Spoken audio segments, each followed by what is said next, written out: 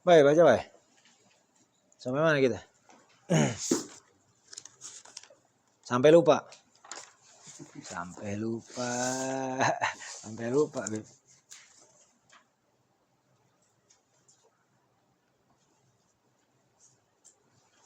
Ini ngomong-ngomong tadi dipahami ya? Bisa dipahami? Paham tuh? Alhamdulillah. Ayo, baca.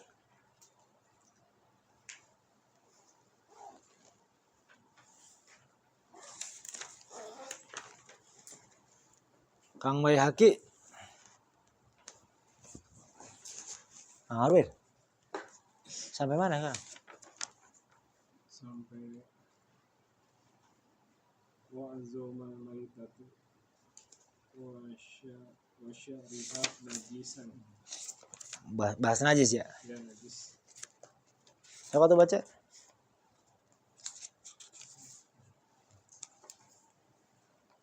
Hah? Yang baca tuh? Oh.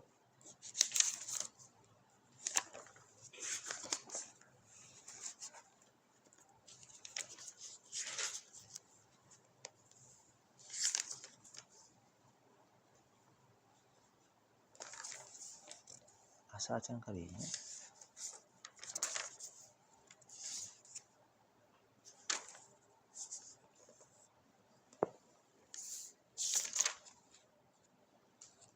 Oh, di bab najis sekarang.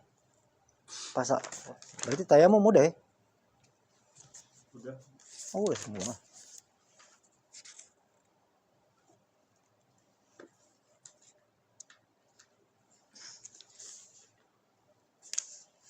Nggak ada yang mau baca ini?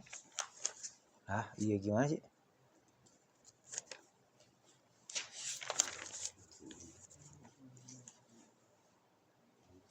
Bukan najis ya. Air mutan najis apa? Yang faslun fi dzikri syai'un minal a'yan mutan najisat Hah? Oma yadhuru minha dibag disebut. Oh. Yang terakhir dibag. Dibag. Yang terakhir.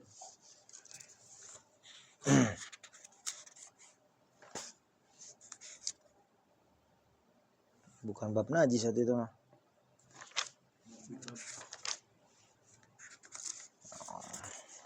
Bab dibag makanya kita bab.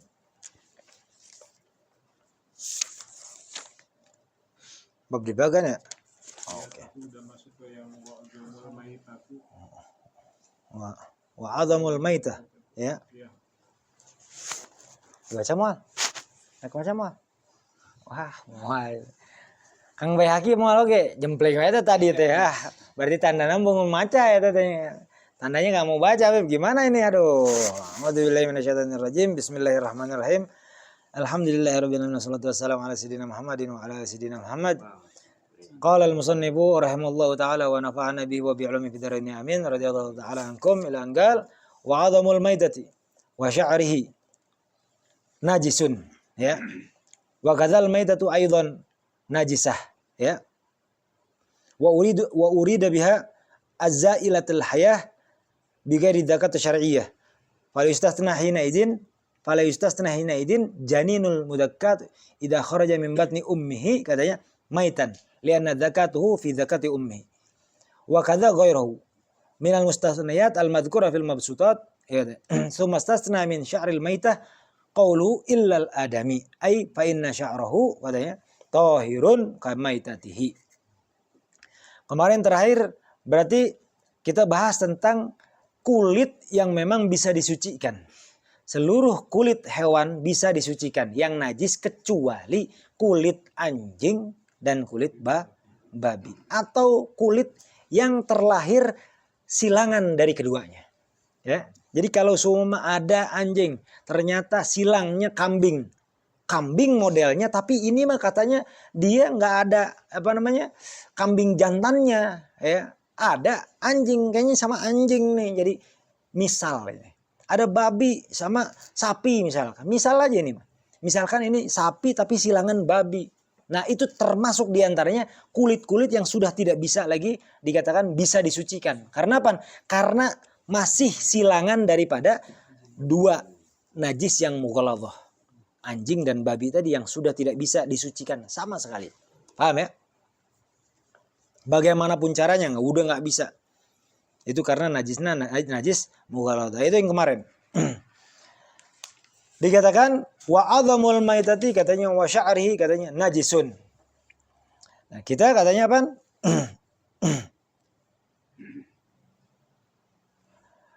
Akan bahas ke pembahasan yang bukan lagi kulitnya. Tapi kita akan bahas apa? Wa a'dhamul maitati. Wa sya'ruhu, bukan sya'rihi. Wa sya'rul maitati. Najisun. Wa a'dham, katanya. Dan juga dikatakan tulangnya bangkai. Tulang belulang dari bangkai, ya kan? Wa sya'ruhu, katanya. Dan juga bulunya bangkai. Najisun, hukumnya najis. Tulangnya bangkai ini maksudnya apa? Contoh, ada apa namanya? Taring macan. Taring macan. Siapa yang nyembelih macan? Kan nggak ada. Pasti diambil daripada macan mati. Hukumnya itu apa? Najis. Paham? Atau lagi ada gading gajah. Ya tuh. Dijadiin biasanya cangklong. Ya tuh. Atau tulang apa namanya? Harimau.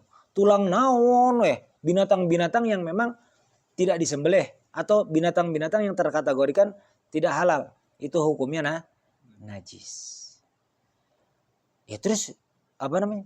Maksudnya najis itu kalau semua kita pegang begitu najis, nggak boleh dipegang. Kalau dikatakan kalau itu nantinya tadammuh bin najasah, haram, dipegang aja udah haram, ya kan? Tapi yang bahaya itu kalau seumpama ini kita nih, yang laki-laki nih, ya.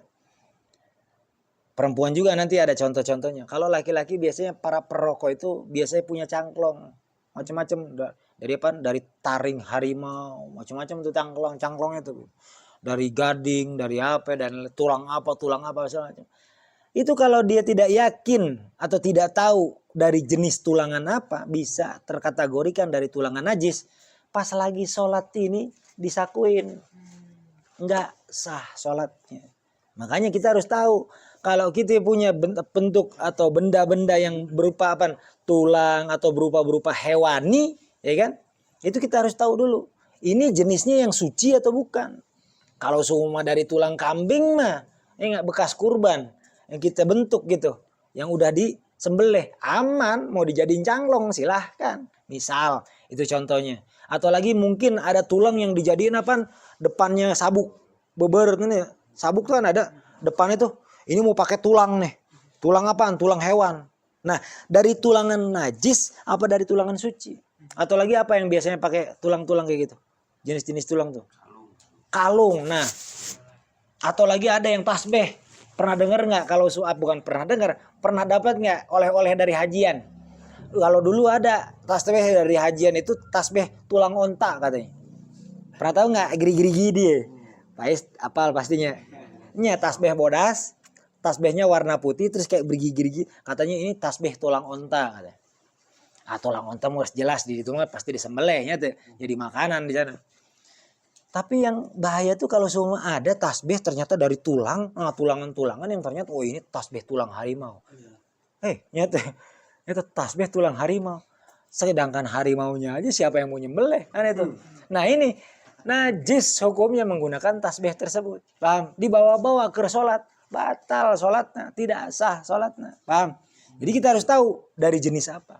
Kalau dipakai ngerokok, berarti rokoknya ikut najis? Enggak lah, ya kan?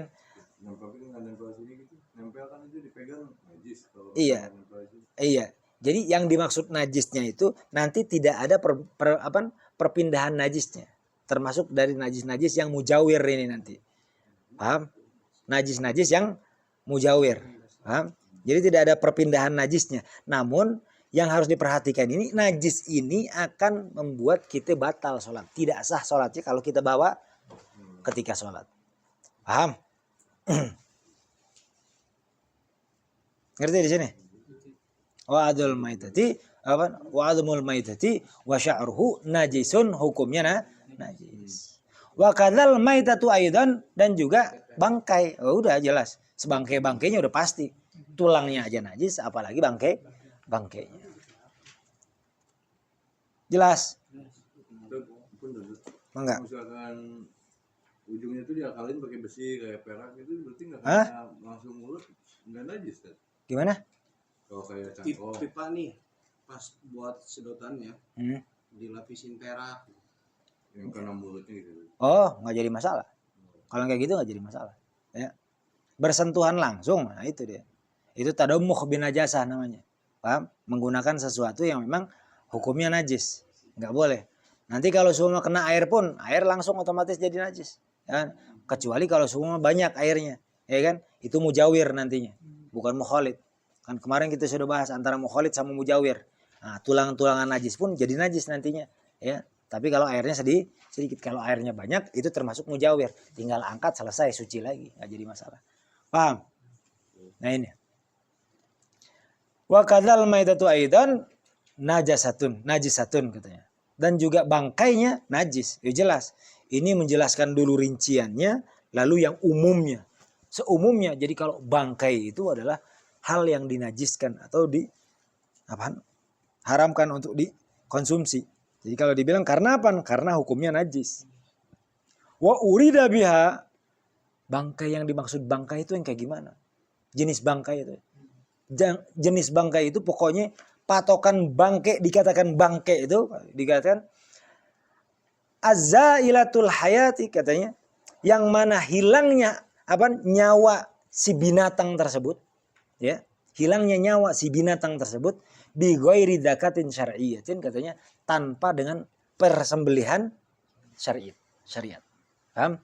Jadi kalau ada binatang mati bukan karena disembelih secara syariat, ya kan? Itu dikatakan bangkai. Yang dimaksud disembelih itu zakah itu menghilangkan nyawanya, baik disembelih dengan pisau, golok lah bahasanya, atau dengan panah. Nah, nanti kita belajar tentang memanah itu, atau dengan pistol mimisnya, pistol bedil atau pistol mimis, atau dengan senjata apapun, ya paham? Pokoknya bi ghairi zakatin syar'iyyah itu dengan tanpa dihilangkan nyawanya dengan cara penyembelihan syariat. Paham? Fala yustasna hina idin janinul mudakkah katanya. Maka tidak dikecualikan di sini kata apa? Janin al mudakkah idza kharaja min batni ummihi mayyitan li'anna zakatuhu fi zakati ummihi. Paham?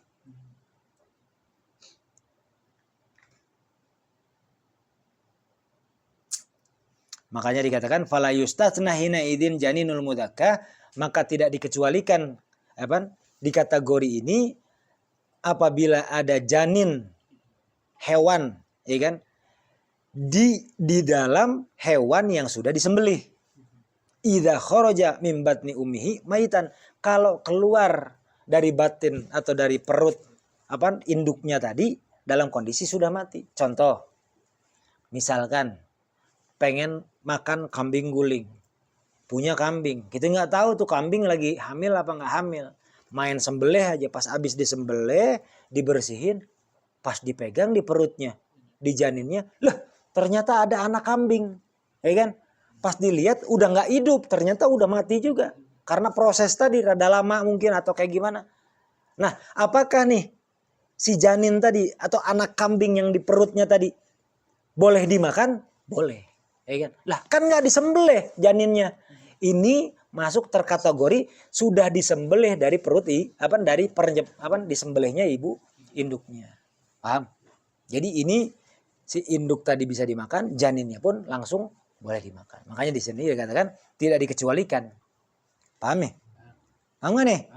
Nah, kalau hidup bagaimana? Lain cerita. Kalau masih dalam keadaan hidup, nah udah gitu pas lagi dalam keadaan hidup, ya udah biarin aja. Tiba-tiba mati, oh udah nggak apa-apa, nggak bisa.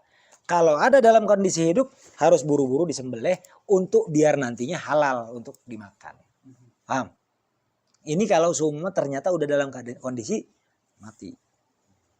Paham di sini? Wa kadza ghairuhu minal mustasniyat, dan juga masih banyak lagi katanya apa yang memang dikecualikan dalam dalam perkara-perkara jenis-jenis bangkai tersebut. Summastasna min sya'ril maitah. Ada yang dikecualikan daripada rambutnya bangkai. Rambutnya bangkai itu ada yang dikecualikan. Dikatakan illal adami. Jadi bukan cuma rambut doang sebenarnya. Bangkai, rambutnya, tulangnya dan apapun jenisnya, kata dikatakan di sini istatna min sya'ril maitah qauluhu illal adami, kecuali manusia. Jadi kalau rambutnya manusia, tulangnya manusia, anggota tubuh manusia ketika jadi bangkai, ya kan? Nah kita mati kan nggak ada yang nyembelih. Ya manusia mati pas meninggalnya manusia ada yang nyembelih nggak? Nggak ada kan? Nggak ada. Makanya itu pun dikatakan bangkai. Makanya kita hidup sekarang kayak begini, ya kan? Nanti mati bangkai kita. Paham? Nah, tapi bangkainya manusia tidak najis. Paham? Bangkainya manusia tidak najis. Jelas? Ila sya'rul adami. Kecuali maksudnya sya'ar hadami. Fa inna sya'rahu tahirun kamaitatihi, karena sesungguhnya rambut bangkainya manusia itu suci hukumnya seperti seperti bangkainya. Wah, kalau manusia bangkainya itu suci berarti bisa dimakan. Hah? Bisa dimakan berarti lamun suci. Temenang ya teh. Jelas. Wa kullu sya'rin halalu akluhu. Dan setiap rambut yang halal dimakan. Ya. Maksudnya hewan-hewan yang halal untuk dimakan itu rambutnya pun dikatakan suci apabila sudah menjadi bangkai. Contoh. Kambing nggak keburu disembelih. Paham? Kambing nggak keburu disembelih nih. Kulitnya najis dong. Tulangnya najis. Kenapa? Karena dia bangkai. Benar nggak? Paham nggak yang dari awal tadi? Setiap bangkai adalah hewan yang tidak disembelih secara syariat. Jadi kambing pun kalau nggak disembelih, najis apa suci? Najis. Karena setiap bangkai najis. Tulangnya najis, kulitnya najis, seluruhnya najis. Tapi terkecuali Terkecuali juga rambutnya. Paham? Kalau kulitnya, tulangnya semua najis, nggak boleh dimakan, nggak boleh dan lain sebagainya. Paham? Kulitnya najis. Tadi atau kemarin kita sudah bahas kalau kulit bisa suci dengan sama. Rambutnya bagaimana? Karena ada tuh, ya kan? Misalkan kita pengen punya tikar ambalan dari kulit kambing yang masih ada bulunya, misalkan. Tapi ternyata si bulu kambing ini tadi, di kulit kambing tadi yang ada bulunya, itu bukan kambing yang disembelih. Boleh apa enggak? Boleh. Paham? Itu salah satu contoh. Atau mungkin nggak nanggung-nanggung, pengen di rumah pajangan gitu kulit harimau. Kan masih ada bulunya. Coba punya kulit harimau tapi bulunya dikerokin. Kulit hungkul. Data kulit harimau itu. Data kaos kulit harimau. Benar tuh? Dikatakan kulit harimau sama bulu-bulunya masih ada. Nah, itu mah contoh doang. Tapi kalau dibilang kulit harimau najis. Bulu harimau najis. Jelas di sini. Alhamdulillah. Kalau dagingnya itu mubazir gitu gimana tuh? Nggak mubazir. Itu nggak bisa dimakan. Iya. Apa nih kambing? Ya. Kambing jadi bangke. Mubazir. Nggak mubazir. Ada misalkan kucing. Iya, dikasih ke hewan lagi. Kalau hewan kan nggak jadi masalah. Dikasih untuk makan hewan ternak. Nggak bisa untuk makan kita. Jadi terbuang, ya udah terbuang begitu aja. Wallahu a'lam bishawab. Paham tum? Kalau bangkai ikan yang diudahin. Gimana? Bangkai ikan atau yang diudahin. Bangkai ikan. Anjing, tapi dia laut, anjing laut. Ya tuh. Itu silahkan dimakan. Ya tuh. Wah, iyo aya pipet nate. Cangklong, ya pipet cangklongnya itu dari tulang hiu. Mangga sok pakai. Erek make kalung dari tulang hiu, pakai ya teh. Teh rama gitu nya teh. Boleh, silakan. Dalam arti itu maksudnya sucinya. Jadi enggak najis. Paham? Nah di sini ya. Untuk sucinya ya, boleh itu untuk karena sucinya. Jadi dari mulai jenis apapun hewan lautan itu semuanya bisa digunakan. Kerang, ya tuh, jadikan kopiah tuh, ti kerang misalkan, boga kerang gede misalkan jadikan peci sok mangganya tuh. Wallahu alam bisa. Bisi, sihnya tuh. Kalau hewan yang motong tuh non muslim gimana tuh? Gimana? Yang motongnya itu non muslim biasanya kan Ya. di rumah makan atau di. Betul. Hewan yang memang disembelih non muslim yang mu'tamad itu haram, Oh, pakai bismillah. termasuk bangkai. Paham? Oh, pakai bismillah. Iya, termasuk. Walaupun ada kaul ulama, tapi walaupun baik mengatakan kalau non muslimnya tadi menggunakan tata cara Islam Iya. menyembelihnya dikatakan ya enggak, halal. Tapi yang mu'tamad udah kebanyakan ulama kalau non muslim gimana bismillahnya dengan atas nama Allah. Sedangkan yang dia yakini Allahnya aja beda. Ya tuh. Bagaimana tuh? Makanya yang mu'tamad kalau non muslim kerja di pejagalan udah semua binatang yang disembelih sama dia nggak sah hukumnya. Kalau tempat yang utama gitu deh. Tapi menyembunyi ke bangun malam. Ke sholat tahajud bangun malam. Gak bisa nih Tad, udah bisa tidur gitu ya, pindah-pindah langsung ke ya nggak tahu juga Maliki deh, Imam Maliki itu gimana tuh, bisa tahajud nggak? Apa tetap nggak bisa? Kan tahu emang nggak bisa tapi suka ya yang utama enak gitu Tad. Selama karena nggak bisa bukannya nggak mau gitu Tad. Ketika selalu kita coba Allah akan berikan. Iya, santai aja dulu. Selama ini jalankan aja sholat witir. Kalaupun memang di dalam mazhab Imam Malik kan kemarin sudah bahas kita kan. Kalau seumpama memang Imam Malik menyatakan sebelum tidur pun nggak jadi masalah kan itu. Abu Hanifah kan. Abu Hanifah bukan Imam Malik. Imam Abu Hanifah yang memang dikatakan bisa dihitung tahajud walaupun belum tidur. Nah makanya dikatakan seperti itu ya udahlah. Insya Allah yang penting sebelum tidur kita sholat.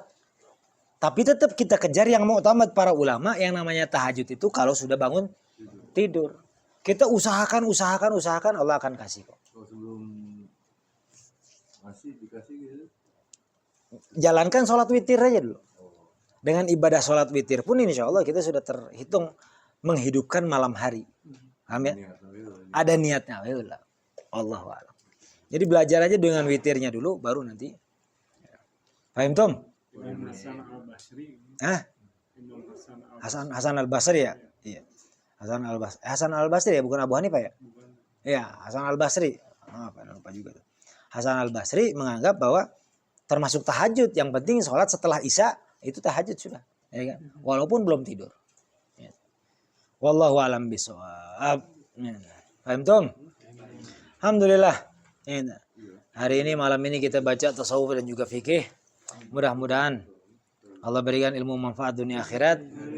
Dan mudah-mudahan duduknya kita di majelis ta'lim ini Allah berikan juga keberkahannya, pahalanya untuk orang tua kita dan orang-orang yang kita cintai. Agar lebih sempurna kita baca doa khatmul majelis sama-sama. Bismillahirrahmanirrahim. ربنا انفعنا بما علمتنا ربي علمنا الذي ينفعنا ربي فقهنا وفقه لنا وقربات لنا في ديننا مهل القدر أنثى وذكر ربي وفقنا ووفقهم لما ترتضي قولا وفعلا كرما وارزق كل حلالا دائما واخلا أزكي علما نهضى بالخير ونقضى كل شر ربنا واصلح لنا كل شؤون واقر بالرضا منك العيون واقض عنا ربنا كل الديون قبل أن تأتينا رسل المنون واغفر واستر أنت أكرم من ستر وصلاة الله تغشى المصطفى من إلى الحق دعانا والوفاء بكتاب فيه للناس شفاء وعلى الآل كراما شرفا وعلى الصحب مصابيح الغرر اللهم اهدنا بهداك واجعلنا ممن يسارع في رضاك ولا تولنا وليا سواك ولا تجعلنا ممن خالف أمرك وعصاك حسبنا الله ونعم الوكيل نعم المولى ونعم النصير ولا حول ولا قوة إلا بالله العلي العظيم الفاتحة.